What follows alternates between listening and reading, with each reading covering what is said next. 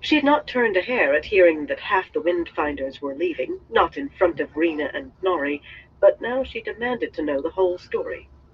"I never did trust Zyda," she grumbled when Elaine finished. "This agreement sounds good for trade, I suppose, but it wouldn't surprise me if she had one of the Windfinders try to listen in. She struck me as a woman who wants to know everything, just in case it becomes useful one day." There was very little hesitant about Dialin, yet she hesitated now, rolling her wine cup between her palms. "Are you certain this beacon can't harm us, Elaine?" "As certain as I can be, Dialin. If it was going to crack open the world, I think it would have by now." Avienda laughed, but Dialin turned quite pale. "Really? Sometimes you had to laugh, if only to keep from crying." "If we tarry much longer now that Nori and Mistress Harfor are gone," Birgitta said, "somebody might start wondering why." She waved a hand at the walls, indicating the ward she could not see. She knew it was still in place, though. The daily meetings with the first maid and the first clerk always concealed a little something more. Everyone gathered around her as she moved a pair of golden seafolk porcelain bowls on one of the side tables and pulled a much-folded map from inside her short coat. It rode there always, except when she slept, and then it resided beneath her pillow. Spread out, with empty wine cups at the corners to hold it flat, the map displayed Andor from the river Aranon to the border between Altara and Murundi. In truth, it could have been said to show all of Andor, since what lay farther west had been only half under Caemlin's control for generations. It had hardly been a masterpiece of the mapmaker's art to begin with, and creases obscured much of the detail, but it showed the terrain well enough, and every town and village was marked, every road and bridge and ford. Elaine set her teacup down at arm's length from the map to avoid spilling on it and adding more stains, and to rid herself of the wretched excuse for tea. "The Borderlanders are moving," Birgitta said, pointing to the forests north of Caemlin, to a spot above Andor's northmost border. "But they haven't covered much ground. At this rate they'll be well over a month getting close to Caemlin." Swirling her silver cup, Dialin peered into the dark wine, then looked up suddenly. "I thought you Northerners were used to snow, Lady Birgitta." Even now she had to probe, and telling her not to would only make her 10 times as certain that Birgitta was hiding secrets, and 20 times as determined to learn them. Avienda scowled at the older woman. When she was not in awe of Birgitta, sometimes she became fiercely protective of Birgitta's secrets. But Birgitta herself met Dialin's gaze levelly, with no hint of alarm in the bond. She had become quite comfortable with the lie about her origins. "I haven't been back to Candor in a long time." That was simple truth, though it had been far longer than Dialin could have imagined. The country had not even been called Candor then. "But no matter what you're used to, moving 200,000 soldiers, not to mention the light alone knows how many camp followers, is slow going in winter. Worse, I sent Mistress Oaklin and Mistress Fote to visit some of the villages a few miles south of the border. Sabina Oaklin and Julania Fote were kinswomen who could travel. They say the villagers think the Borderlanders are camped for the winter." Elaine tisked, frowning at the map as she traced distances with a finger. She was counting on news of the Borderlanders, if not on the Borderlanders themselves. Word of an army that size entering Andor should be leaping ahead of it like wildfire in dry grass. No one but a fool could believe they had marched all those hundreds of leagues to try conquering Andor. But everyone who heard would be speculating on their intentions and what to do about them, a different opinion on every tongue. Once the news began to spread, anyway. When it did, she had an advantage over everyone else. She had arranged for the Borderlanders to cross into Andor in the first place, and she had already arranged for them to leave. The choice had not been very difficult. Stopping them would have been a bloody affair, if it could have been managed at all, and they wanted no more than the width of a road to march onward into Murundi, where they thought they would find the Dragon Reborn. That was her doing as well. They hid their reason for seeking Rand, and she was not about to give them a true location, not when they had as many as a dozen Aes Sedai with them, and hid that fact too. But once news of them reached the high seats... It should work, she said softly. If necessary, we can plant rumors of the Borderlanders ourselves. It should work, Dylan agreed, then added in a dark voice, as long as Bashir and Bale keep a close rein on their men. It's going to be a volatile mix, with Borderlanders, Aiel, and the Legion of the Dragon all within a few miles of one another, and I can't see how we can be sure the Ashaman will do something mad. She ended with a sniff. In her book, a man had to be mad in the first place, or he would never have chosen to become an Ashaman. Avienda nodded. She disagreed with Dylan almost as frequently as Birgitta did, but for the most part the Ashaman were one thing they agreed on. I'll make sure the Borderlanders stay well clear of the Black Tower, Elaine reassured them, though she had done the same before. Even Dylan knew that Bale and Bashir would hold their forces in check. Neither man wanted a battle he did not need, and Davram Bashir certainly would not fight his own countrymen. But anyone had a right to be uneasy about the Ashaman and what they might do. She slid her finger from the six-pointed star identifying Camelin across the few miles to the ground the Ashaman had usurped. The Black Tower was not marked, but she knew all too well exactly where it lay. At least that was well away from the Lugard Road. Sending the Borderlanders south into Murundi without upsetting the Ashaman would not be difficult. Her mouth compressed at the thought that she must not upset the Ashaman, but there was nothing to be done about it any time soon, so she mentally shifted the black-coated men to one side. What could not be dealt with now had to be dealt with later. And the others? She did not have to say more. 6 major houses remained uncommitted, at least to her or Aramilla. Dylan claimed they would all come to Elaine eventually, but they showed no sign of it so far. Sabina and Julania had been looking for word of those 6 too. Both women had spent the last 20 years as peddlers, accustomed to hard journeys, sleeping in stables or under the trees, and listening to what people did not say as much as to what they said. They made perfect scouts. It would be a great loss if they had to be shifted to helping keep the city supplied. Romer has Lord Luan a dozen places, east and west. Frowning at the much-creased map as though Luan's position should have been marked on it, Birgitta muttered a curse, much viler than called for, now that Rena Harfor was absent. Always the next village over or the one beyond that. Lady Alorian and Lord Abella seem to have vanished completely, difficult as that has to be for a high seat. At least Mistress Oakelin and Mistress Fote haven't been able to find a whisper of them, or of any House Pendar or House Tremaine armsman either. Not a man or a horse. That was very unusual. Someone was exerting great effort. Abella was always a ghost when he wanted to be, Dylan muttered. Always able to catch you wrong-footed. Elorian. Brushing fingers against her lips, she sighed. The woman's too flamboyant to disappear, unless she's with Abella or Luan, or both of them. She was not happy with that idea, no matter what she said. As for our other friends, Birgitta said, Lady Aracella crossed out of Murundi 5 days ago, here. She touched the map lightly, some 200 miles south of Camelin. 4 days ago, Lord Pelivar crossed about 5 or 6 miles west of that, and Lady Aemlin here, another 5 or 6 miles. Not together, Dylan said, nodding. Did they bring any Murandians? No? Good. They could be moving to their estates, Elaine. If they move further apart, we'll know for certain. Those 3 houses made her most anxious of all. They could be heading home, Birgitta agreed, reluctantly as always when agreeing with Dylan. Drawing her intricate braid over her shoulder, she gripped it in a fist almost the way Nynaeve did. The men and horses must be worn out after marching into Murundi in winter, but all we can be sure of is that they're on the move. Avienda snorted. With her in elegant velvets, it was a startling sound.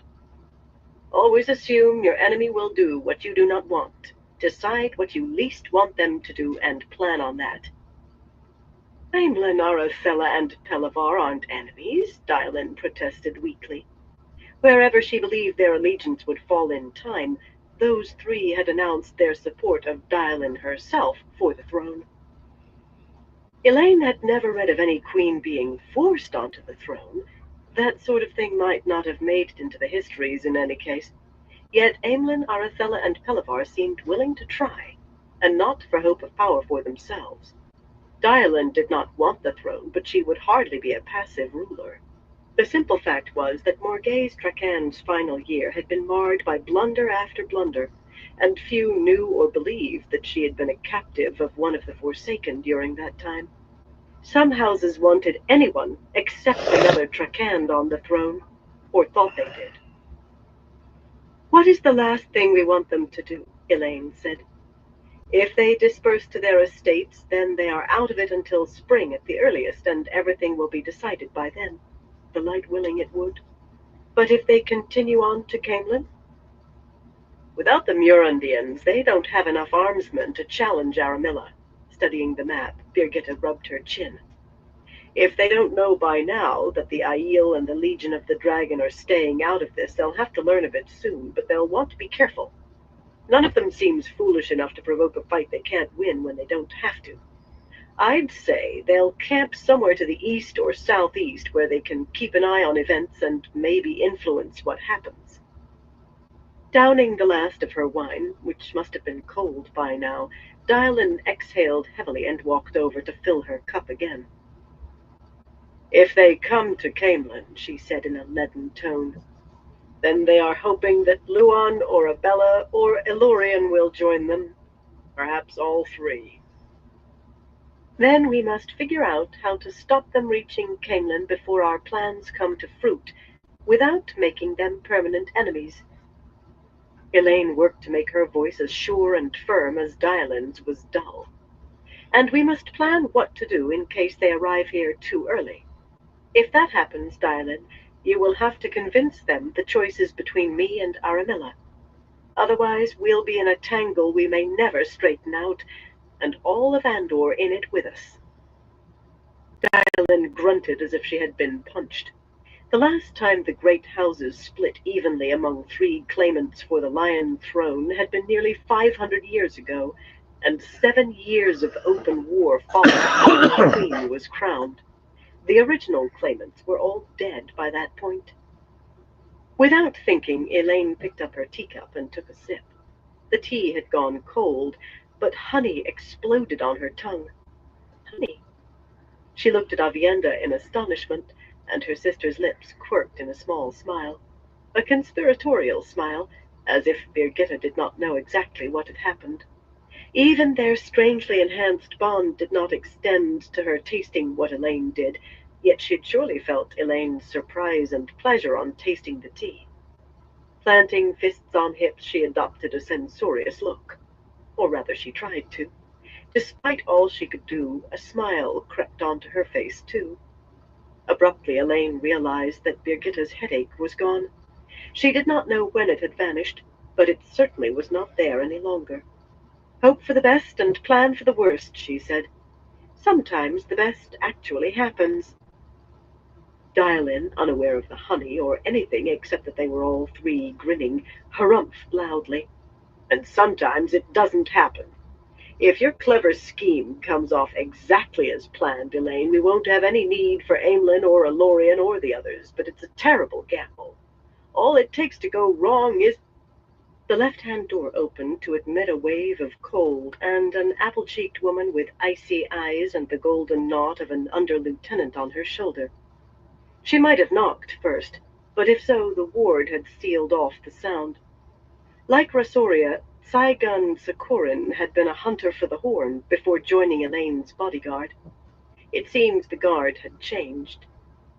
The wise one Monala wishes to see the Lady Elaine, Saigon announced, drawing herself up rigidly. Mistress Karistovan is with her. Sumiko could be put off, but not Monaella. Aramella's people would as soon interfere with Aes Sedai as with the Aiel, yet only something important would have brought a wise one into the city. Birgitta knew that, too. She immediately began folding the map up again. Aviendha let the warding dissipate and released the source. "Ask them to come in," Elaine said. Mona Ella did not wait on Saigon, gliding into the room as soon as the ward vanished, her multitude of gold and ivory bracelets rattling as she lowered her shawl from shoulders to elbows in the comparative warmth. Elaine did not know how old Mona Ella was. Wise ones were not as reticent about age as Aes Sedai, but they were oblique. Yet she appeared not far into her middle years. There were hints of red in her waist-long yellow hair, but not a touch of gray. Short for an Aiel, shorter than Elaine, with a mild, motherly face, she was barely strong enough in the power to have been accepted into the White Tower, but strength did not count among wise ones, and among them she stood very high. More importantly for Elaine and Aviendha, she had been the midwife at their rebirth as first sisters. Elaine offered her a curtsy, ignoring Diolin's disapproving sniff, and Aviendha made a deep bow, folding herself over her hands. Aside from the duties owed to her midwife under Aiel customs, she was still only an apprentice wise one after all. "I assume your need for privacy has ended since you lowered the ward," Mona Ella said.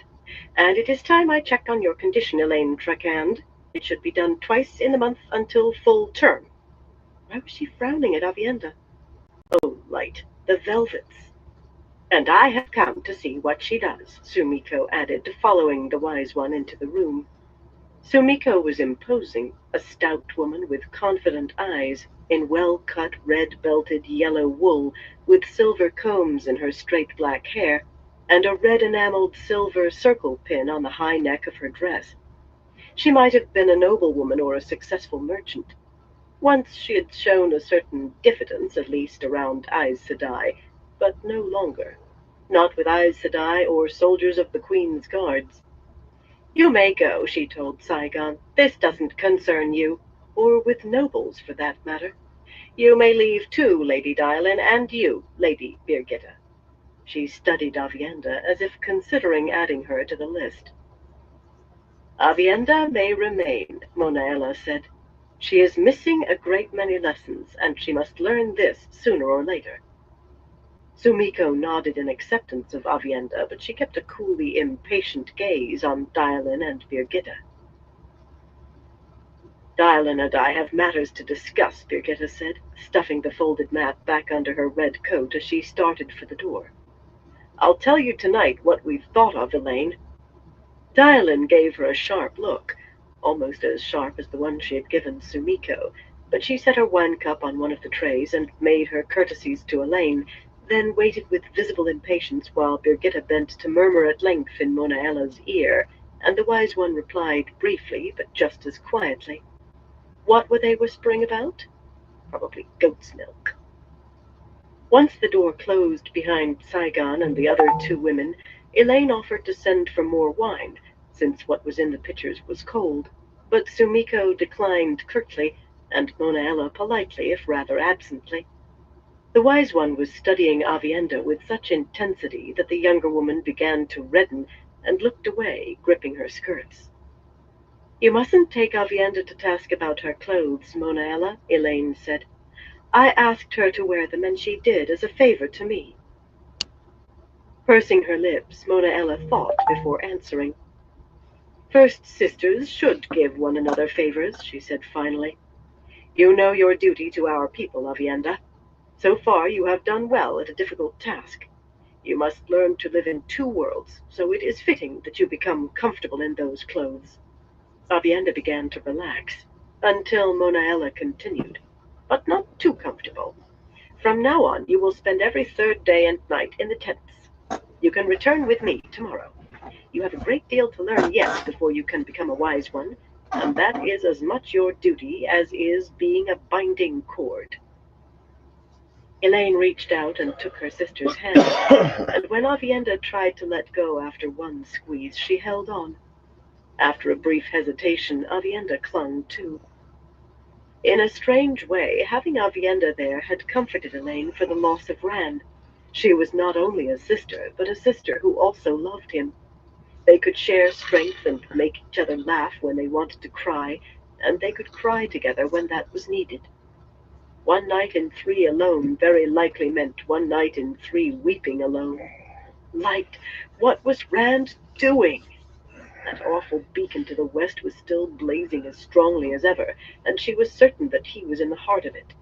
Not one particle had changed in the bond with him, but she was certain. Suddenly she realized that she had a crushing grasp on Avienda's hands, and Avienda was holding hers as fiercely. They loosened their grips at the same instant. Neither let go, however. Men cause trouble even when they are elsewhere, Avienda said softly. They do, Elaine agreed. Mona Ella smiled at the exchange. She was among the few who knew about the bonding of Rand, and who the father of Elaine's baby was. None of the kinswomen did, though. "I'd think you've let a man cause you all the trouble he could, Elaine," Sumiko said primly. The kin's rule followed the rules for novices and accepted, forbidding not only children, but anything that might lead to them, and they held to it strictly. Once a kinswoman would have swallowed her tongue before suggesting an Aes Sedai fell short of their rule. Much had changed since then, however. "I'm supposed to travel to Tyr today, so I can bring back a shipment of grain and oil tomorrow, and it is growing late. So if you are done talking about men, I suggest you let Mona Ella get on with what she came for." Mona Ella positioned Elaine in front of the fireplace, close enough that the heat from the nearly consumed logs was near to uncomfortable. It was best if the mother was very warm, she explained. Then the glow of Sidar surrounded her, and she began to weave threads of spirit and fire and earth. Avienda watched almost as avidly as Sumiko. "What is this?" Elaine asked, as the weave settled around her and sank into her. "Is it like delving?" Every Aes Sedai in the palace had delved her, though only Marililla had sufficient skill with healing for it to be much use. But neither they nor Sumiko had been able to say much more than that she was with child. She felt a faint tingling, a sort of hum inside her flesh. "Don't be silly, girl," Sumiko said absently. Elaine raised an eyebrow and even thought of waving her great serpent ring under Sumiko's nose, but the round-faced woman did not appear to notice. She might not have noticed the ring, either. She was leaning forward, peering as though she could see the weave inside Elaine's body. "The wise ones learned about healing from me, and from Nynaeve, I suppose," she allowed after a moment. Oh, Nynaeve would have gone up like an illuminator's firework hearing that. But then Sumiko had outstripped Nynaeve long since. "And they did learn the simple form from Aes Sedai." A snort like ripping canvas showed what Sumiko thought was the simple form, the only sort of healing Aes Sedai had known for thousands of years. "This is something of the wise one's own." "It is called caressing the child," Mona Ella said in an abstracted voice. Most of her attention was focused on the weave. A simple delving to learn what ailed someone. It was simple, come to think, would have been finished by now, but she altered the flows, and the hum inside Elaine changed pitch, sinking deeper. "It may be some part of healing, a sort of healing, but we have known this since before we were sent to the Threefold Land. Some of the ways the flows are used are similar to what Sumiko Karastovan and Nynaeve Almira showed us. In caressing the child, you learn the health of mother and child, and by changing the weaves you can cure some problems of either, but they will not work on a woman who is not with child, or on a man, of course."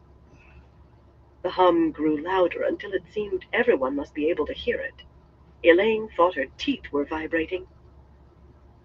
An earlier thought returned to her, and she said, "Will channeling hurt my child? If I channel, I mean. No more than breathing does."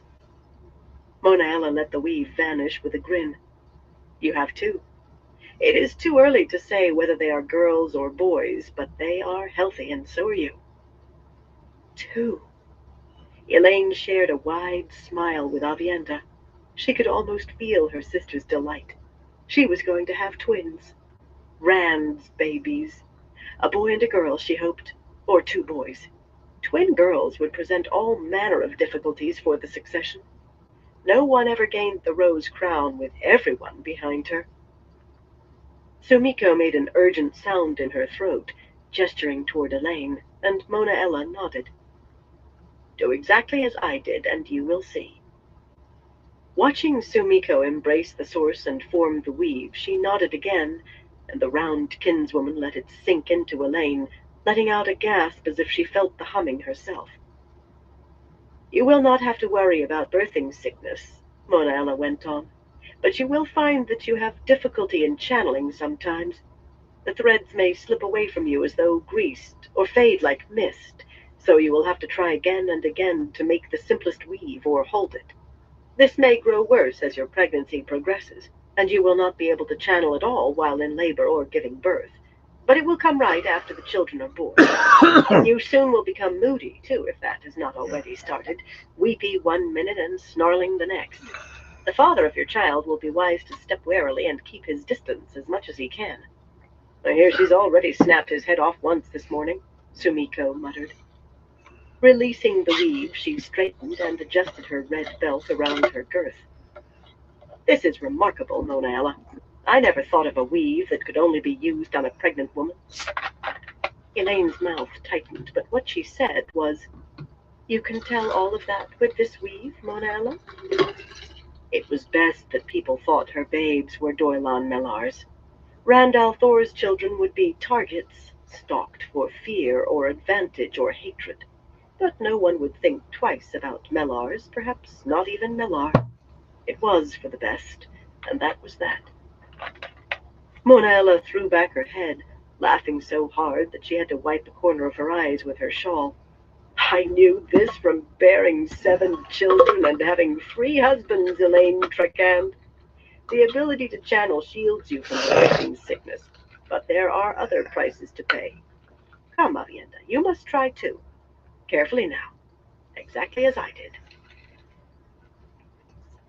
Avienda embraced the source, but before she had begun to weave a thread, she let Saidar go and turned her head to stare toward the dark-paneled wall, toward the west. So did Elaine and Mona Ella and Sumiko. The beacon that had been burning for so long had just vanished. One instant it had been there, that raging blaze of Saidar, and then it was gone as if it had never existed. Sumiko's massive bosom heaved as she drew a deep breath. I think something very wonderful or very terrible has happened today, she said softly. And I think I am afraid to learn which. Wonderful, Elaine said. It was done, whatever it was, and Rand was alive. That was wonderful enough. Mona Ella glanced at her quizzically. Knowing about the bond, she could puzzle out the rest, but she only fingered one of her necklaces in a thoughtful manner. In any case, she would pry it out of Avienda soon enough. A knock at the door made them all start. All but Mona Ella, anyway. Pretending not to see the other women jump, she focused a little too intently on adjusting her shawl, which made the contrast all the greater. Sumiko coughed to hide her embarrassment. Come, Elaine said loudly. A half-shout was necessary to be heard through the door, even without a ward. Gisela put her head into the room, plumed hat in hand, then came in the rest of the way and closed the door carefully behind her. The white lace at her neck and wrists was fresh, the lace and lions on her sash gleamed, and her breastplate sparkled as if freshly burnished, but obviously she had gone right back on duty after cleaning up from their overnight trip. Forgive me for interrupting, my lady, but I thought you should know right away. The sea folk are in a frenzy, those that are still here. It seems one of their apprentices has gone missing. What else? Elaine said. A missing apprentice might be bad enough, but something in Gisela's face told her there was more. Guardswoman Azeri happened to tell me that she saw Marililla Sedai leaving the palace about 3 hours ago, Gisela said reluctantly. Marililla and a woman who was cloaked and hooded. They took horses and a loaded pack mule. Urith said the second woman's hands were tattooed. My lady, no one had any reason to be looking for... Elaine waved her to silence. No one did anything wrong, Casella. No one will be blamed. Not among the guards, anyway. A fine pickle this was.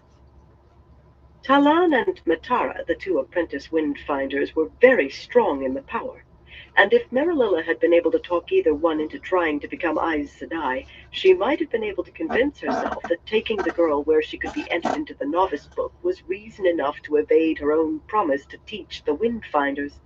Who would be more upset over losing Marililla, and more than furious over the apprentice? They would blame everyone in sight, and Elaine most of all. Is this general knowledge about Marilyn?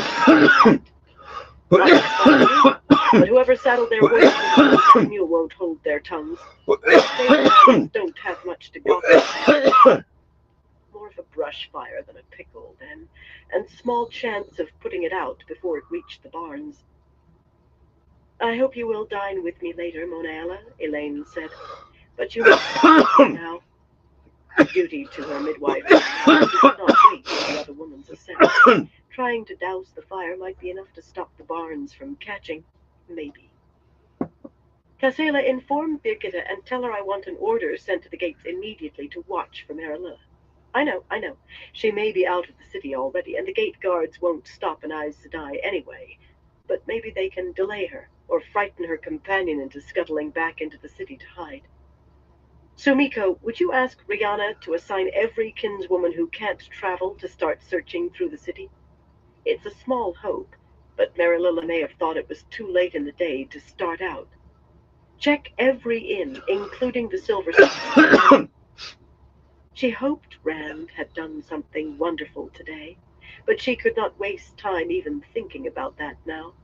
She had a throne to gain and angry Ata Anmier to deal with. Before they could vent their anger on her, it was to be hoped. In short, it was a day like every other since she returned to Caneland, and that meant her hands were quite full enough. 15. Gathering darkness. The evening sun had a wall of gold on the treetops, casting across the camp, a widely spaced sprawl of horse lines and canvas-covered wagons and high-wheeled carts and tents in every size and sort, with the snow between trampled to slush. Not the time of day or sort of place that Elenia wished to be on horseback. The smell of boiling beef wafting from the big black iron cookpots was enough to turn her stomach. The cold air frosted her breath and promised a bitter night to come, and the wind cut through her best red cloak without regard for the thick lining of plush white fur. Snowfox was supposed to be warmer than other furs, but she had never found it so. Holding the cloak closed with one gloved hand, she rode slowly and tried very hard, if not very successfully, not to shiver. Given the hour, it seemed more than likely she would be spending the night here, but as yet she had no idea where she would sleep. Doubtless in some lesser noble's tent, with the word she shuffled off to find haven elsewhere, trying to put the best face on being evicted. And not leaving her on tenterhooks about beds and everything else. One suspense was no sooner dispelled than another replaced. Plainly, the woman thought the constant uncertainty would make her squirm, perhaps even strive to please. That was far from the only miscalculation Aramilla had made, beginning with the belief that Elenia Sarand's claws had been clipped. She had just 4 men with the 2 golden boars on their cloaks as escort, and her maid, Janny, of course, huddling in her cloak till she seemed a bundle of green wool piled on her saddle. And she had not seen a single fellow more in the camp who she could be sure held a scrap of loyalty to Sarand. Here and there one of the clumps of men huddled around the campfires with their laundresses and seamstresses displayed House Anshar's red fox, and a double column of horsemen wearing Barin's winged hammer passed her, heading in the opposite direction at a slow walk, hard-faced behind the bars of their helmets. They were of little real account in the long run. Carind and Lear had gotten singed badly by slow when more gaze took the throat. This time they would take Anshar and Barin wherever the advantage lay the instant they saw it clearly, abandoning Aramilla with great an alacrity as if to join her when the time came. Most of the men trudging through the muddy slush or fitting hopefully into those disgusting cook moths were levies, farmers and villagers gathered up when their lord or lady marched, and few wore any sort of house badge on their shabby coats and patched cloaks. Even separating putative soldiers from farriers and fletchers and the like was near impossible, since nearly all had belted on a sword of some description, or an axe. Light, a fair number of the women wore knives large enough to be called short swords, but there was no way to tell some conscripted farmer's wife from a wagon driver. They wore the same thick wool and had the same rough hands and weary faces. It did not really matter in any case. This winter siege was a dire mistake. The armsmen would begin going hungry long before the city did. But it gave Elenia an opportunity, and when an opening presented itself, you struck. Keeping her hood back far enough to show her features clearly in spite of the freezing wind, she nodded graciously to every unwashed louts who so much as looked in her direction, and ignored the surprised starts that some gave at her condescension. Most would remember her affability, remember the golden boars her escort wore, and know that Elenia Sarand had taken notice of them. On such a foundation power was built. A high seat as much as a queen stood atop a tower built of people. True, those at the bottom were bricks of the basest clay, yet if those common bricks crumpled in their support, the tower fell. That was something Aramilla appeared to have forgotten, if she had ever known. Elenia doubted that Aramilla spoke to anyone lower than a steward or a personal servant. Had it been prudent, she herself would have passed a few words at every campfire, perhaps grasping a grubby hand now and then, remembering people she had encountered before, or at least dissembling well enough to make it seem she did. Pure and simple, Aramilla lacked the wit to be queen.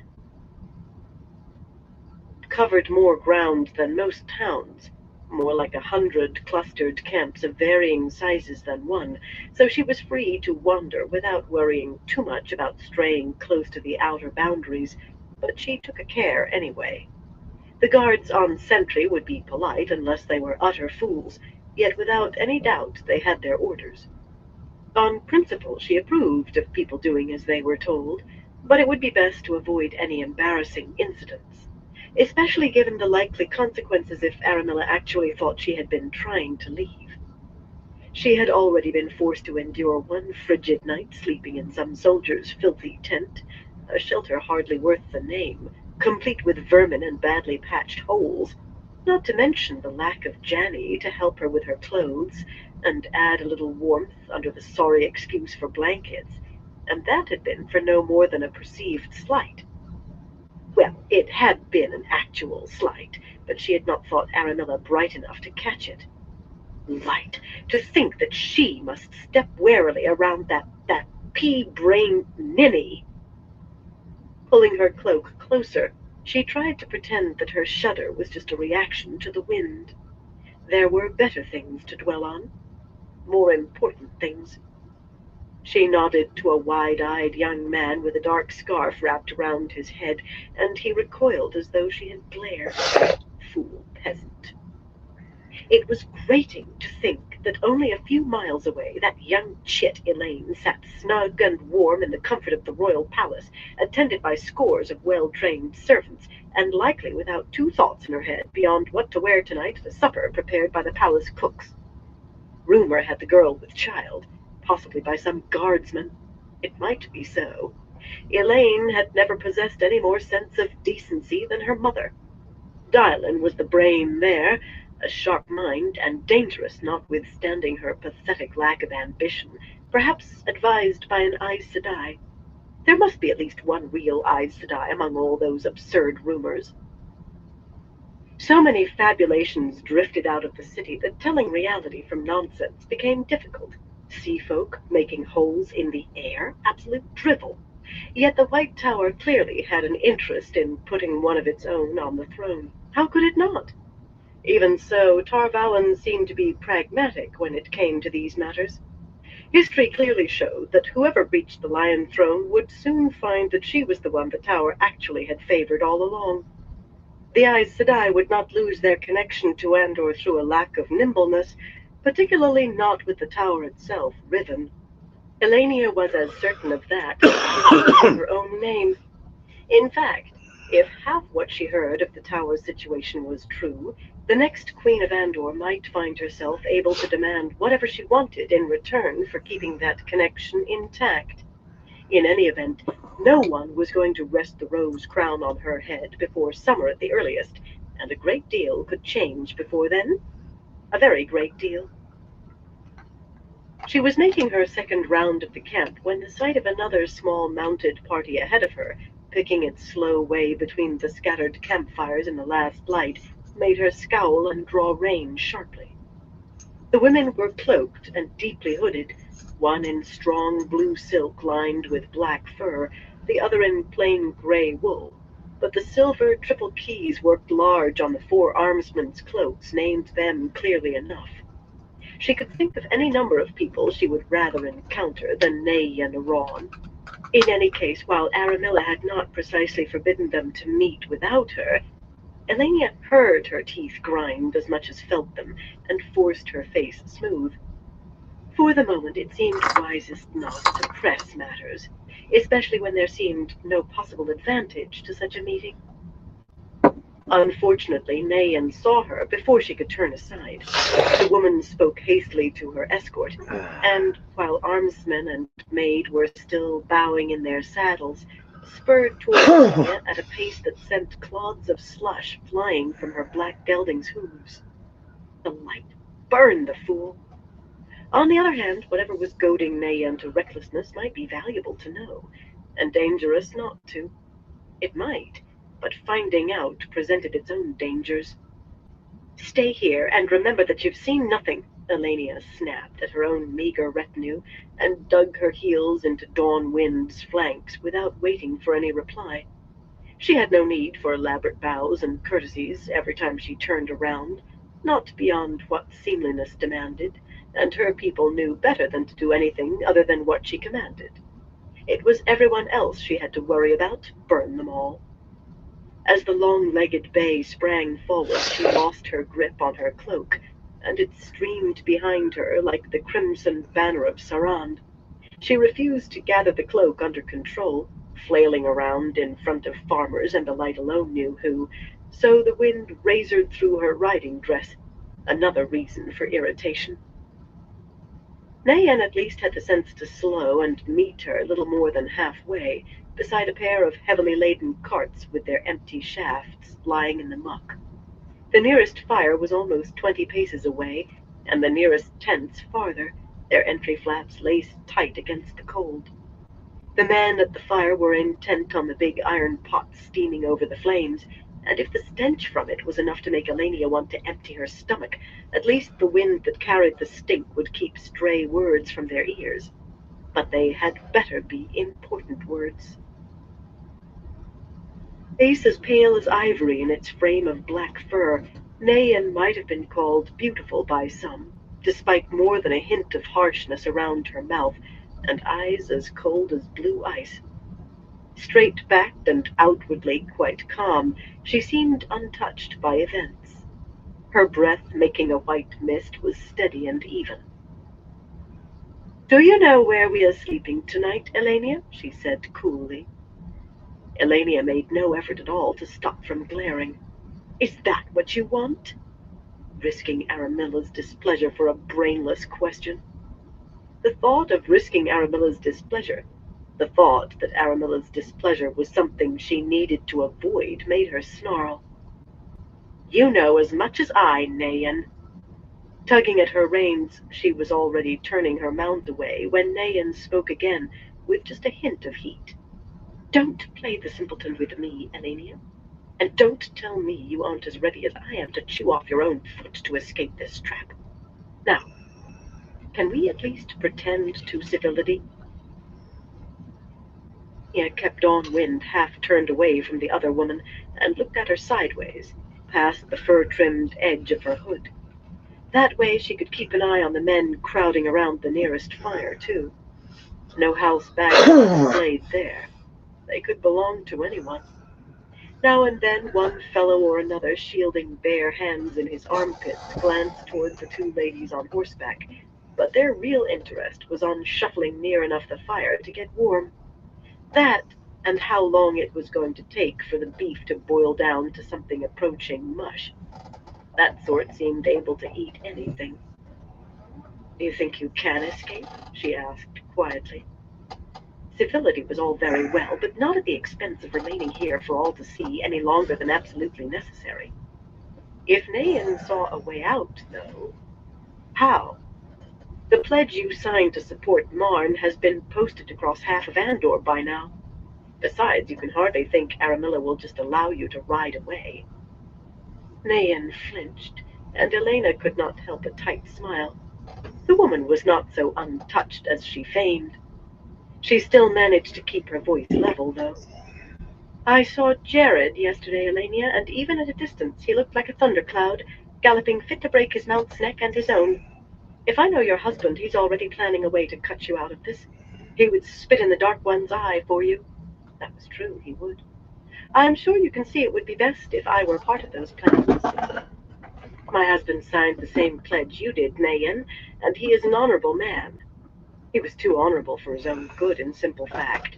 But what Elenia wanted had been his guide since before their wedding vows. Jared had signed the pledge because she wrote and told him to, not that she had any choice as matters were, and he would even repudiate it, however reluctantly, if she were mad enough to ask it.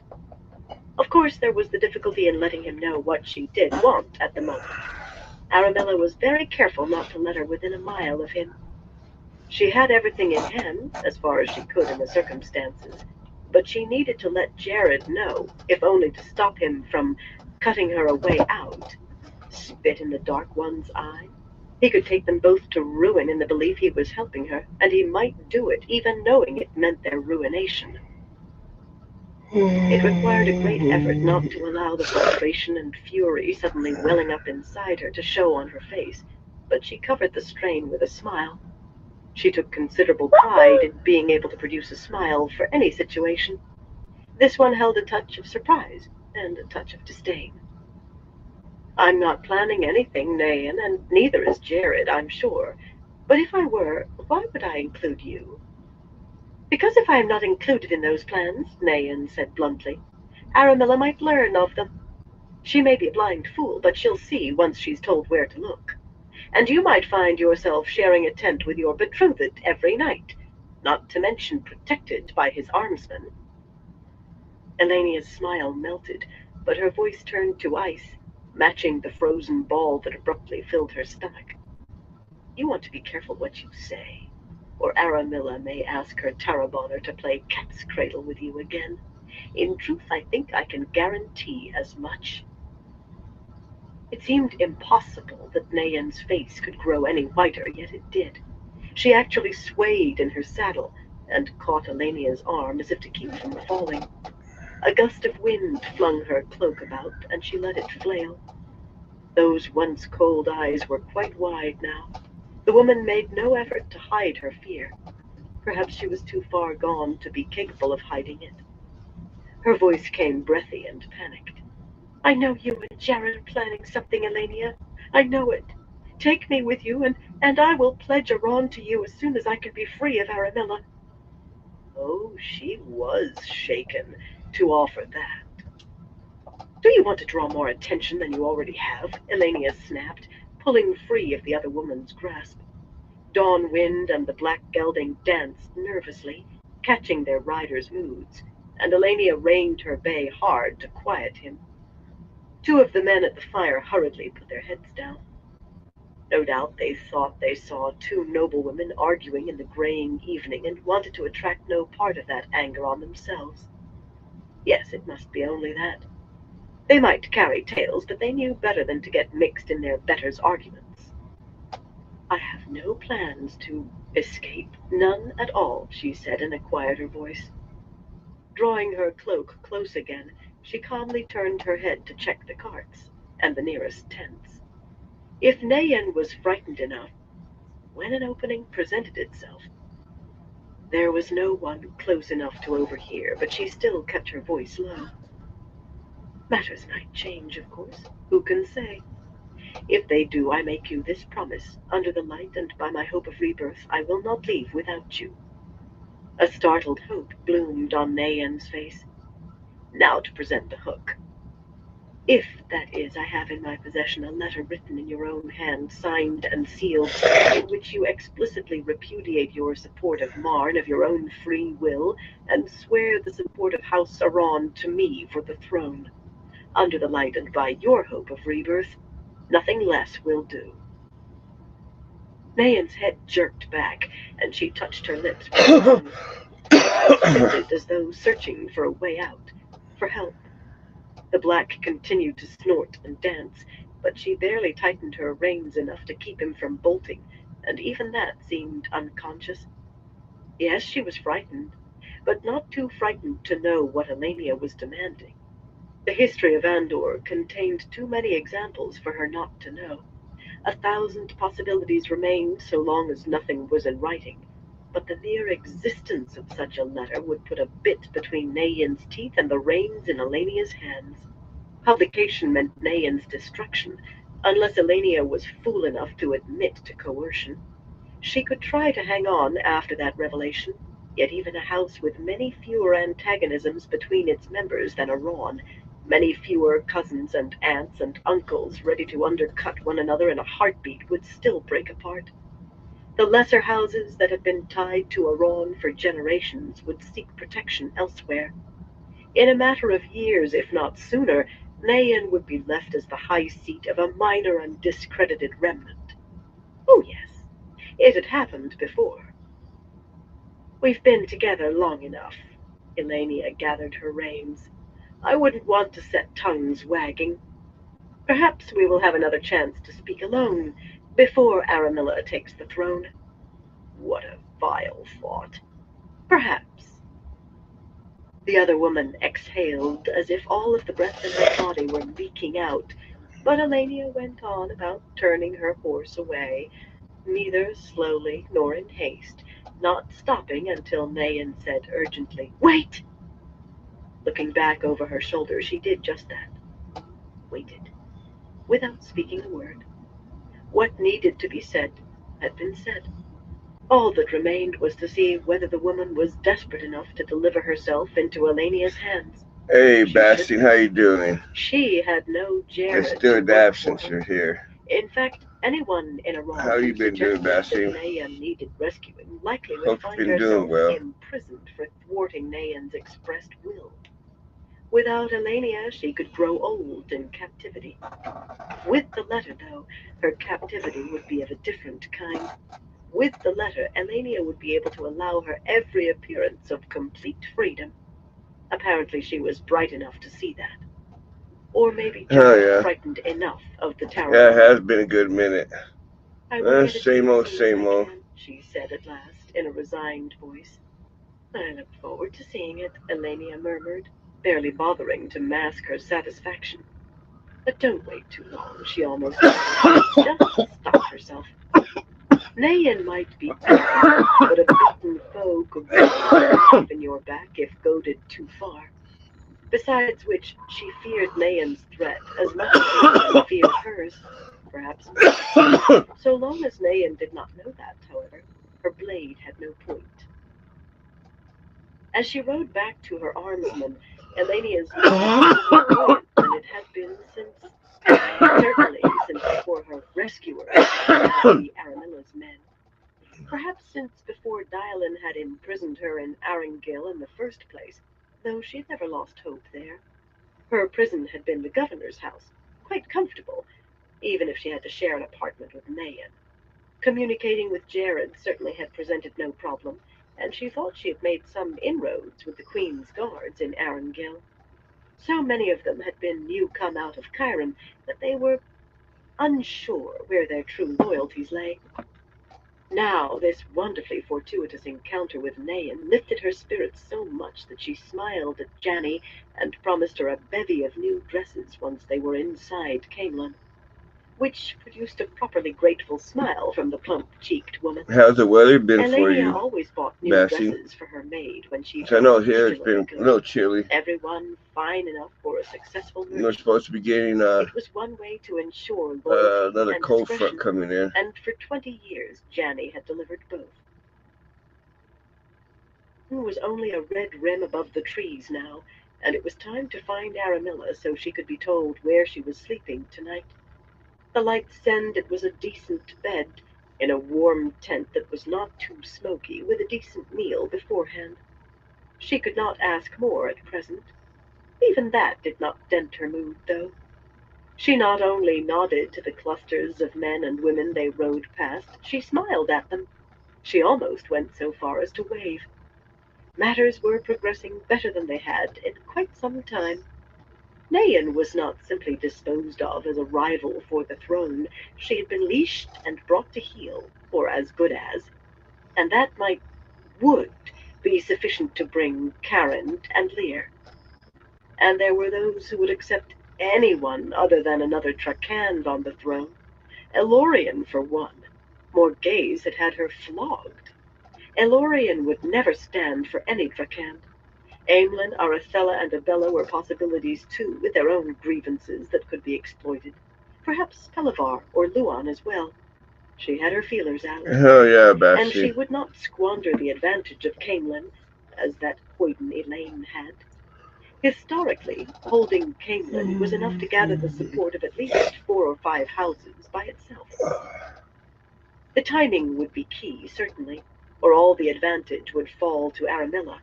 But Elenia could already see herself seated on the lion throne with the high seats kneeling to swear fealty. She already had her list of which high seats would need to be replaced. No one who had opposed her was going to be allowed to cause her trouble later. A series of unfortunate accidents would see to that. A pity she could not choose their replacements, but accidents could happen with incredible frequency. Happy contemplation was shattered by the scrawny man who suddenly came up beside her on a stocky gray, his eyes feverishly bright in the fading light. For some reason, Nason had sprigs of green fur stuck in his thin white hair. It made him look as if he had been climbing in a tree, and his red silk coat and cloak were so Oh worked yeah, with brightly colored definitely flowers that they could have like the passed for cold weather. Ileana carpets. He was ludicrous. He was also high seat of the most powerful single house in Andor, and he was quite mad. "Elenia, my darling treasure," he brayed, spraying spittle. "How sweet the sight of you is to my eyes! You make honey seem stale and roses drab." Without need I'll for be conscious right back. thought, she hastily reined Dawn Wind back and to the right, putting Janny's brown mare between her and him. "I'm not your betrothed, Nason," she snapped, seething at having to say that aloud for everyone to hear. "I am married, you old fool. Wait," she added, flinging up a hand. The imperative word and the gesture were for her armsmen, who had laid hands on sword hilts and were glaring at Nason. Some 30 or 40 men wearing House Cairn's sword and star were following the man, and they would not hesitate to cut down anyone they thought was threatening their high seat. Some already had blades half drawn. They would not harm her, of course. Nason would have them hanged to a man if she was even bruised. Light. She did not know whether to laugh or cry over that. "Are you still afraid of that young oaf Jared?" Nason demanded, angling his mount to follow her. "He has no right to keep bothering you. The better man won, and he should acknowledge it. I'll challenge him." One hand, plainly bony even in its tight red glove, fumbled at a sword he probably had not drawn in 20 years. "I will cut him down like a dog for frightening you." Elenia moved Dawn Wind deftly, so they described the circle around Janny, who murmured apologies to Nason and pretended to take her mare out of his way while getting in it. Mentally, Elenia added a little embroidery to the dresses she would buy. Addle-pated as he was, Nason could go in a blink from honeyed words of courtly love to groping at her as if she were the lowest sort of tavern maid. That she could not endure, not again, certainly not in public. Circling, she forced a worried smile onto her face, though in truth the smile took more effort than the worry. If this old fool forced Jared to kill him, it would ruin everything. You know I could not abide to have men fight over me, Nathan. Her voice was breathy and anxious, but she did not try to control it. Breathy and anxious suited well enough. How could I love a man with blood on his hands? The ridiculous man frowned down that long nose till she began to wonder whether she had gone too far. He was mad as a spring hare, but not in everything, not always. I had not realized you were so sensitive, he said finally, without stopping his effort to ride around Janny. His decrepit face brightened. But I should have known. I will remember from now on. Jared may live, so long as he doesn't pester you. Abruptly he seemed to notice Janny for the first time, and with an irritated grimace he raised his hand high, balling it into a fist. The plump woman visibly steeled herself for the blow without moving aside, and Elenia gritted her teeth. Silk embroidery. Definitely unsuitable for a maid, but Janny had earned it. Lord Nason, I have been looking for you everywhere, a woman's simpering voice cried, and the circling stopped. Elenia exhaled in relief as Aramilla rode up in the twilight with her entourage, and had to stifle a surge of fury at feeling relief. In over-elaborately embroidered green silk, with lace under her chin and at her wrists, Aranella was plump verging on stout, with a vacuous smile and brown eyes that were always wide with affected interest, even when there was nothing to be interested in. Lacking the brains to tell the difference, she possessed just enough cunning to know there were things that should interest her, and she did not want anyone to think she had missed them. The only real concern she had was her own comfort and the income to ensure it, and the only reason she wanted the throne was that the royal coffers could provide greater comfort than the revenues of any high seat. Her entourage was larger than Nason's, though only half were armsmen wearing the 4 moons of her house. For the most part, hangers-on and sycophants made up the rest, lesser lords and ladies of minor houses, and others willing to lick Aramilla's wrist for a place near power. She did love people to fawn over her. Nayan was there, too, on the edge of the group with her armsman and maid, apparently cool-eyed and in control of herself once more, but keeping well away from Jacques Lunault, a lean man with one of those farcical Tarabonner veils covering his huge mustaches, and a conical cap pushing the hood of his cloak to a ridiculous height. The fellow smiled too much as well. He hardly looked like a man who could reduce someone to begging with just a few chords. Aramilla, Nason said in a confused tone, then frowned at his fist as if surprised to find it raised. Lowering his hand to the pommel of his saddle, he beamed a smile at the silly woman. Aramilla, my dear, he said warmly, not with the sort of warmth he often directed at Elenia. Somehow it seemed he had become at least half convinced that Aramilla was his daughter, and his favorite at that. Once Elenia had heard him reminiscing at length with the woman about her mother, his last wife, dead nearly 30 years now. Aramilla managed to hold her end of the conversation, too, though she had never met Midella Cairn as far as Elenia knew. Still, despite all his fatherly smiles for Aramilla, his eyes sought through the shadowed crowd on horseback behind her, and his face relaxed when he found Sylvaise, his granddaughter and heir, a sturdy, placid young woman who met his gaze, unsmiling, then pulled her dark, fur-lined cowl well forward. She never smiled or frowned or showed any emotion at all that Elenia had ever detected, just kept an unvarying cow-like expression. Plainly, she had a cow's wits, too. Aramilla kept Sylvaise closer than she did Elenia or Nayan, and so long as she did, there was no chance that Nason would be forced to retire from his honors. He was mad, but sly. I hope you're taking good care of my little Sylvaise, Armilla, he murmured. There are fortune hunters everywhere, and I want the darling girl kept safe. Of course I am, Aramilla replied, brushing her overfed mare past Elenia without so much as a glance. Her tone was honey-sweet and sickeningly doting. You know I'll keep her as safe as I keep myself. Smiling that empty-headed smile, she set about straightening Nason's cloak on his shoulders and smoothing it with the air of someone settling a shawl on a beloved invalid. It's much too cold out for you. I know what you need. A warm tent and some hot spiced wine. I'll be happy to have my maid prepare it for you. Arline, accompany Lord Nason to his tent, and fix him some good spiced wine. A slim woman in her entourage gave a violent twitch, then rode forward slowly, pushing back the hood of her plain blue cloak to reveal a pretty face and a tremulous smile.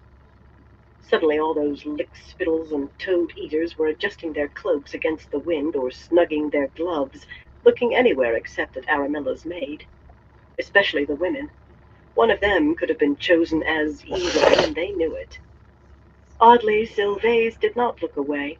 It was impossible to see her face in the shadows of her hood, but the opening turned to follow the slender woman. Nason's grin showed his teeth, making him look even more like a goat than usual. Yes, mulled wine would be good. Arline, is it? Come, Arline, there's a good girl. Not too chill, are you?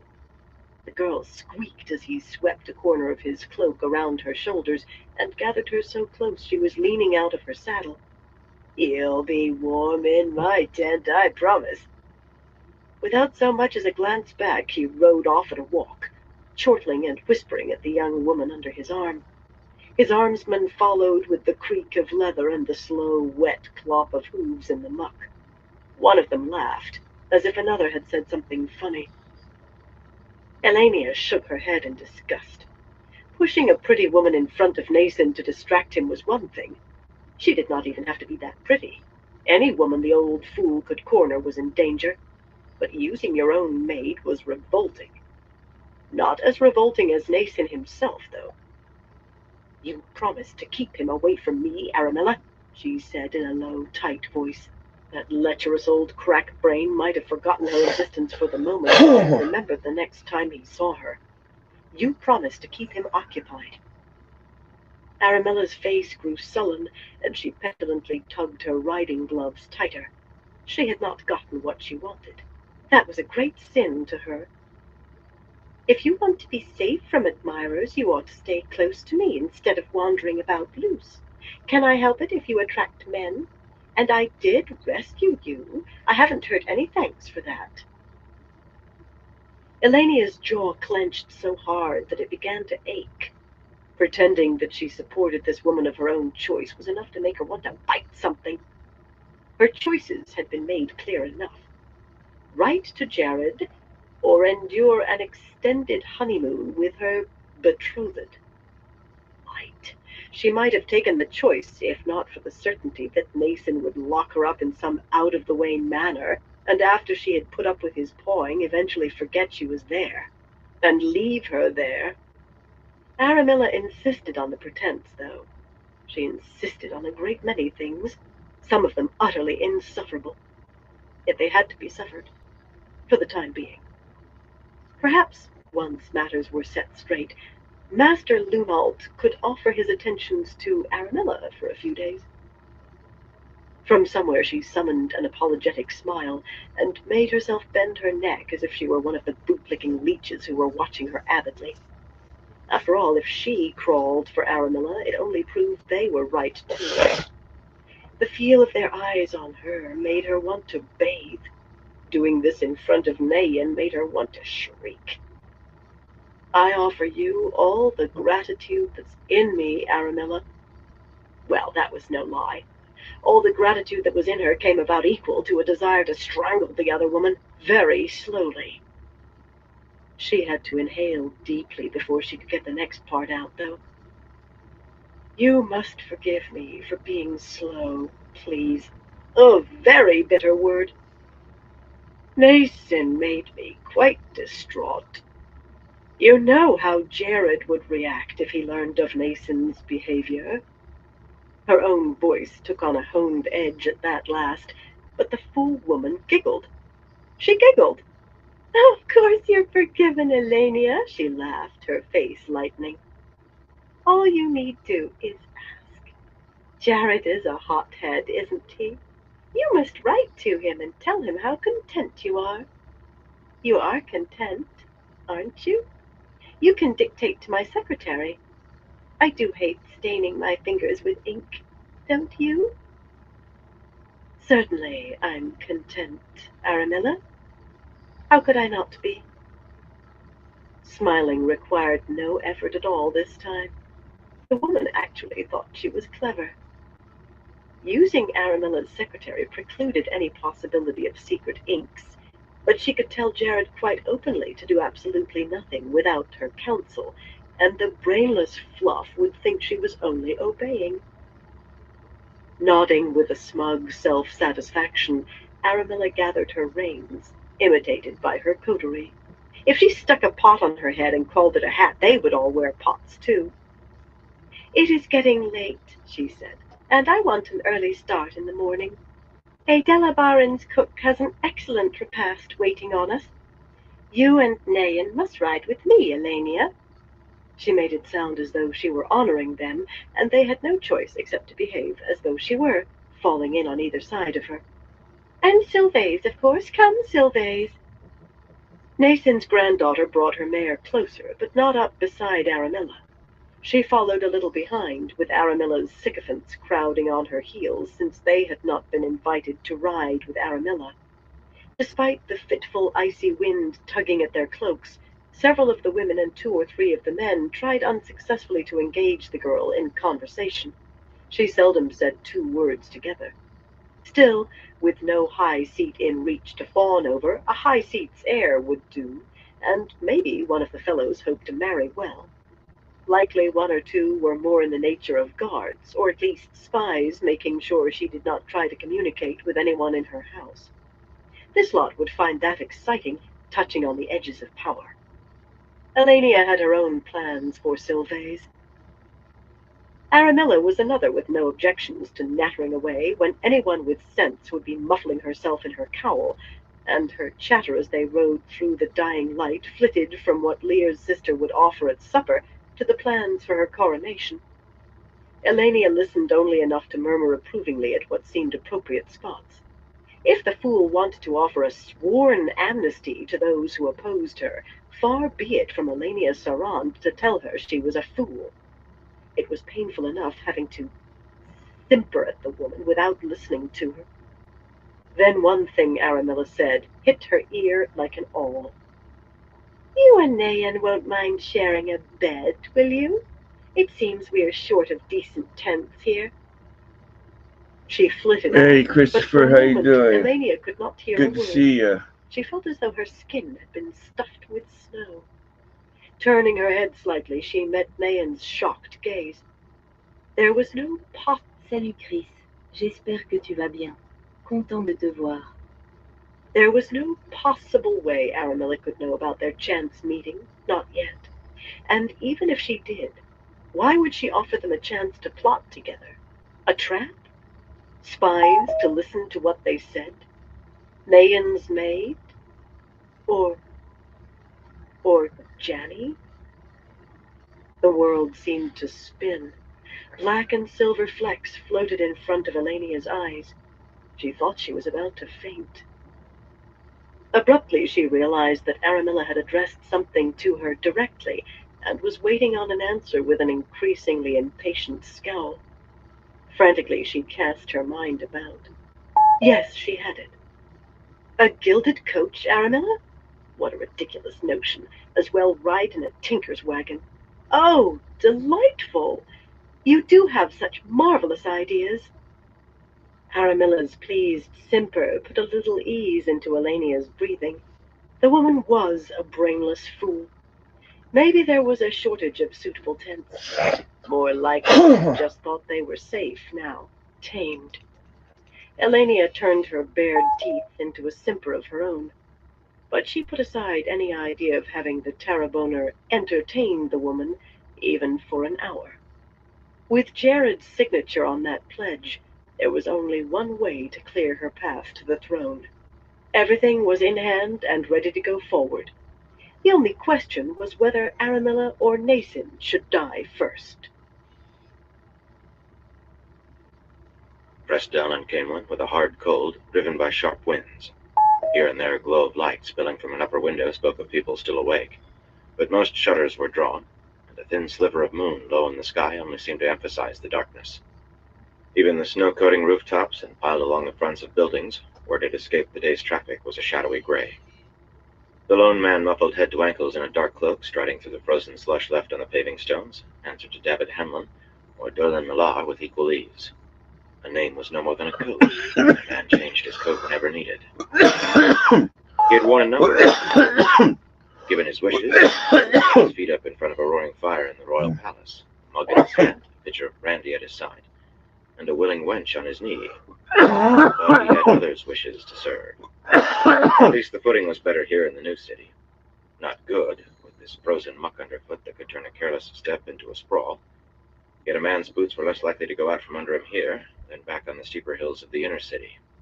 Besides, darkness suited him tonight. Give me 1 second.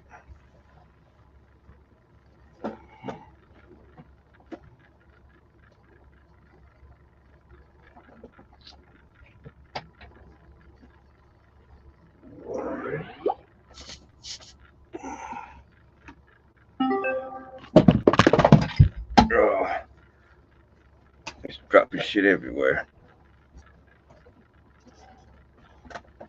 Give me 1 second, everyone.